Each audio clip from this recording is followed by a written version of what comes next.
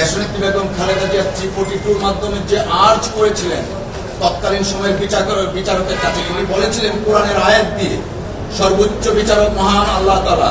তারপরে আপনারা যদি আজকে অবিচার করেন, আরেকদিন আপনারা বিচারের মুখোমুখি হতে হবে। সেই আর্জটা আল্লাহ শুনেছেন এবং তিনি আজকে ন্যায় বিচার করেন। আপনি যে কথাটা বলেছেন, বুঝাতে চেয়েছেন বেগম খালেদা জিয়া তার ক্ষমতার অপব্যবহার করেছেন। বেগম খালেদা জিয়া কোনো এভিডেন্স আসে নাই যে বেগম খালেদা জিয়া তার ক্ষমতার অপব্যবহার করেছেন। যে কথাটি কাদের কামাল সাহেব বলেছেন যে একটা বিচার বলে একটা জিনিস আছে, সেই বিচারটা আল্লাহরও বিচার আছে, আবার মানুষেরও বিচার আছে। আপনার আল্লাহর বিচারে এই যে বর্তমান ফ্যাসিস্ট সরকার প্রধান